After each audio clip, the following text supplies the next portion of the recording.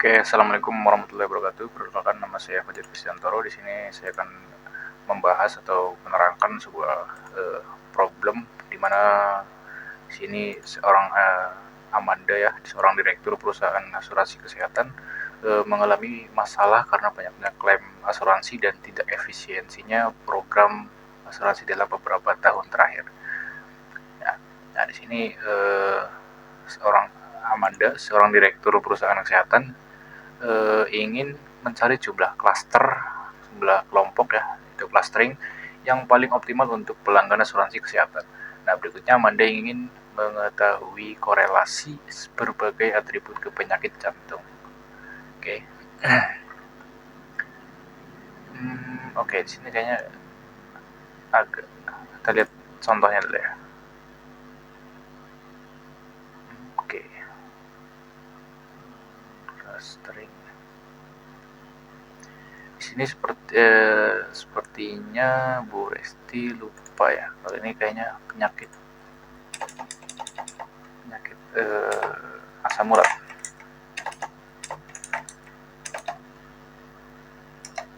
Asam urat. Nah, di sini kayaknya asam uratnya atau penyakit jantung ya. Oke. Dataset yang digunakan adalah jantung CSV yang terdiri dari 547 data. Nah, dari data yang diperoleh terdapat beberapa data yang kosong atau hilang dan juga data noise atau nilai yang tidak wajar. Nah, berikut dataset yang digunakan memiliki 4 atribut. Yang pertama adalah weight atau berat badan itu sampai 400, kolesterol sampai 450, gendernya 0 dan 1 untuk laki-laki, 0 dan untuk perempuan. Di sini asam uratnya sampai 7 ya.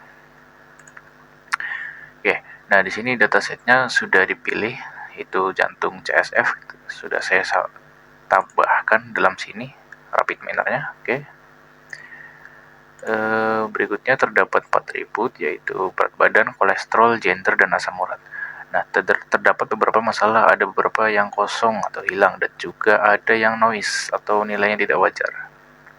Nah, untuk menghilangkan atau untuk menetralkan sebuah value yang missing, kita menggunakan replace missing value ya di sini. Oke, jadi disambungkan ke replace missing value. Nah, di sininya average rata-rata. Oke, setelah dia kita masukkan, kita drag ke replace missing value, maka value yang missing ini akan dihilangkan atau dinetralkan menjadi 0 ya. Nah, di sini terdapat 4 variabel atau 4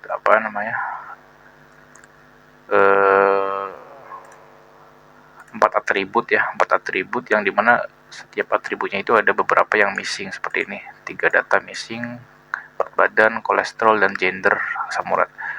Nah, setelah dibandingkan dengan data standar, terdapat noise. Data noise-nya itu yang pertama ada berat badannya itu sampai 1986.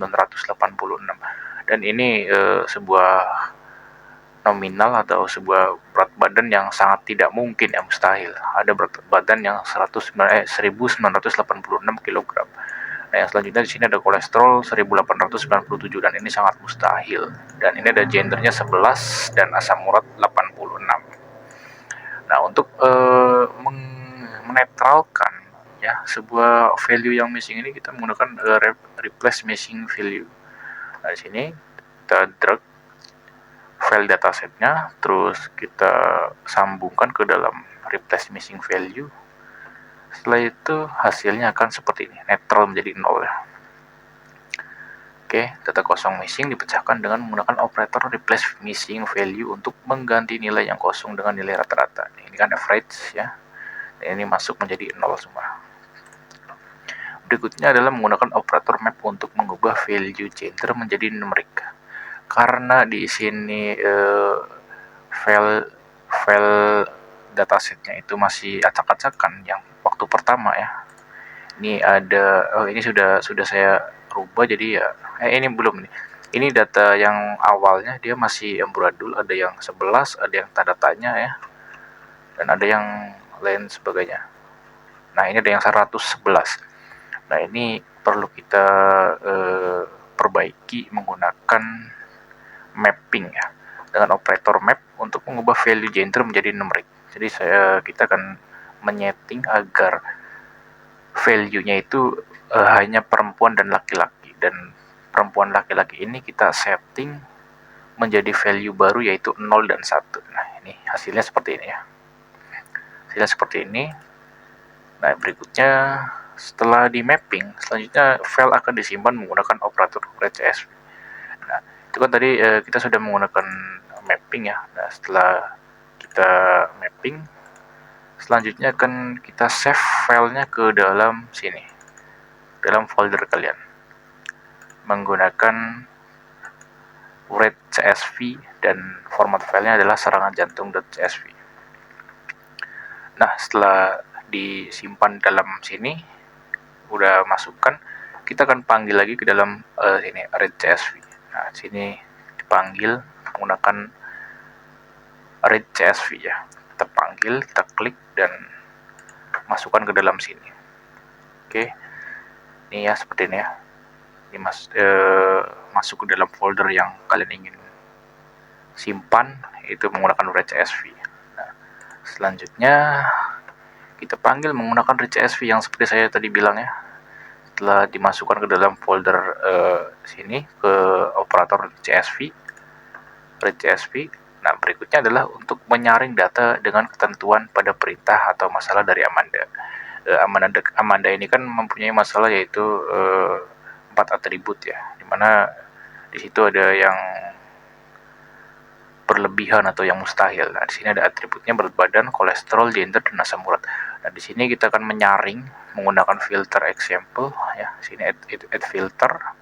Terus kita masukkan value-nya, berat badan, kolesterol, gender, dan asam urat. Nah, sini kita akan setting seperti yang ada di keinginan Amandanya ini. Ya, Amandanya ini kan ingin membuat clustering seperti ini, sampai 400 kilo dan 450, gendernya 0 dan 1, asam uratnya 0 sampai 7 ya. Oke, yang berikutnya adalah mencari DBI, divisible D-nya. Nah, tentukan nilai K paling optimal dengan melakukan uji coba perubahan nilai K. Lakukan pengukuran performance dengan menggunakan cluster distance performance. Nah, jadi ketika sudah kita memanggil file yang sudah kita simpan dalam folder read.csv ini menggunakan operator read.csv ini, kita panggil read.csv, terus kita filter, kita masukkan value-nya ya.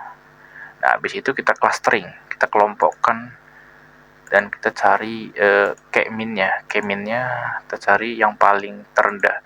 Nah, di sini yang paling terendah akan menghasilkan yang paling terbaik.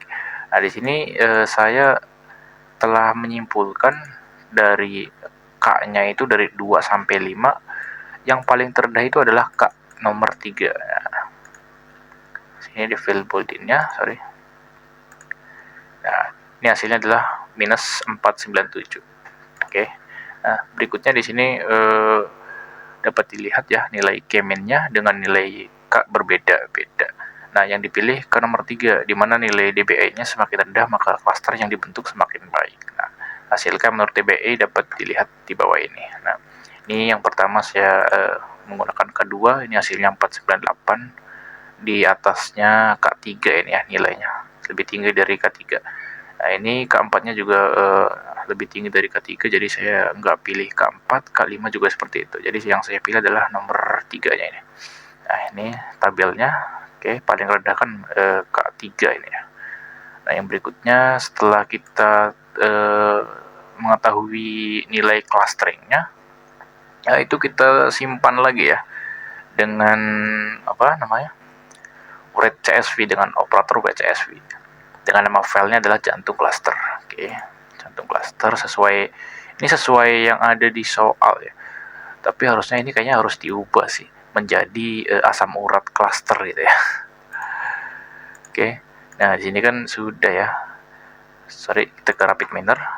Di sini kita sudah mengetahui K yang paling kecilnya di DBI-nya, device divisibility-nya sudah kita cari, yaitu yang paling terendah adalah K nomor 3. Nah, sini kita akan simpan ke dalam sini, jantung cluster ya, jantung cluster CSV. Setelah itu kita panggil lagi di sini menggunakan read.csv, file yang ada di dalam read.csv kedua ini. Oke. Nah, ini tadi yang hasil dari grafik clusteringnya ya. Hasil clusteringnya adalah seperti ini. Oke, yang berikutnya ini untuk grafiknya masih seperti ini ya, masih nggak teratur karena dia masih belum di belum di mapping yang kedua. Kalau mapping yang kedua kan ini ya sudah teratur, dia clusteringnya menjadi value terbaru. Nah, itu nanti setelah ini. Nah, yang berikutnya adalah mengubah value cluster menjadi numerik. Nah, ketika sudah menjadi numerik dia akan tertata rapi nantinya. Oke, setelah dipanggil file dari jantung cluster tadi yang sudah kita kelompokkan di sini, kita masukkan ke dalam read.csv yang kedua. Setelah itu kita mapping atributnya, pilih single ya, jangan lupa dipilih single karena kita akan mentargetkan ke dalam satu atribut, yaitu gender. Nah, setelah itu kita akan ubah klasternya menjadi value terbaru, yaitu 1, 2, dan 3. Kita lihat soalnya kan seperti ini ya, mengubah nama klaster menjadi numerik 1, 2, 3, kan seperti itu ya. Setelah sudah diubah clusteringnya, itu kita akan simpan lagi. Jadi setiap operasi kita akan simpan. Sini kan ini kita bikin proses clustering ya, pengelompokan. Nah, di sini kita akan simpan di dalam sini clusteringnya. Setelah sudah disimpan clusteringnya, kita panggil lagi di sini untuk diubah menjadi numerik. Nah, numerik ini akan kita simpan menjadi file matrix. Nah, kita lihat ya dari sini, menyimpan cluster yang telah diubah. Itu kan tadi sudah saya bilang, setelah mapping akan dimasukkan ke dalam read.csv, kita akan simpan ya. Itu format filenya adalah jantung matrix.csv. Yang berikutnya di sini memanggil file jantung matrix untuk mengevaluasi data yang telah diproses, yaitu nantinya akan disambungkan ke correlation matrix-nya. Nah, ini berhubungan ya. Setelah menemukan DBI-nya, ini salah ini. Oke, yang berikutnya adalah sini. Kita panggil CSV yang tadi ya, yang clustering, bukan yang matriksnya ini. Dipanggil, setelah itu di mapping. Ini di mapping. Setelah di mapping nanti hasilnya seperti ini. Mapping. Oke.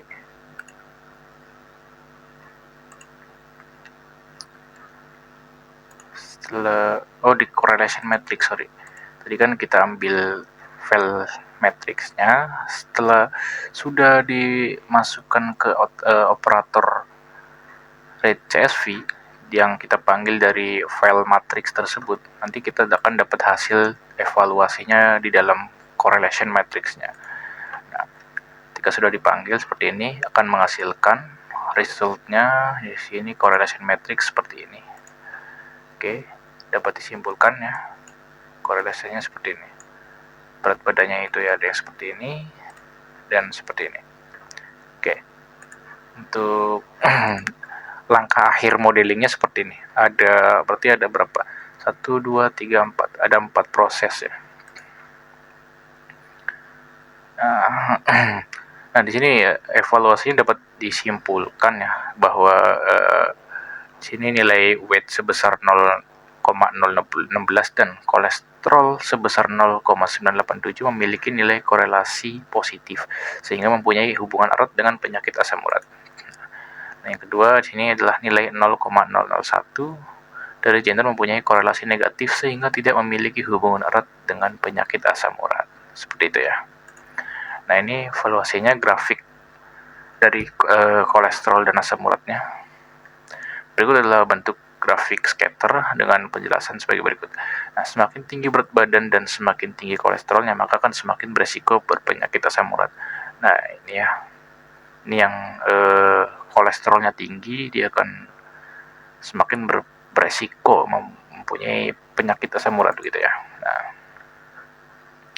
ini deployment-nya, pemasaran produk asuransi dapat ditargetkan pada pelanggan yang memiliki berat badan dan kolesterol yang rendah tanpa melihat gender seorang. Nah, tarif asuransi tergantung pada berat badan pelanggan dan besar kecilnya tingkat kolesterol yang dimiliki pelanggan. Nah, yang ketiga, perusahaan memberikan program penurunan badan dan pengontrolan kolesterol yang sesuai untuk tiap pelanggan. Nah, terima kasih. Jadi segitu aja, terima kasih. Saya Fajar Krisantoro. Assalamualaikum warahmatullahi wabarakatuh. Nah, untuk cara prosesnya ini ada di video sebelumnya ya. Nanti akan saya sertakan linknya. Oke, terima kasih.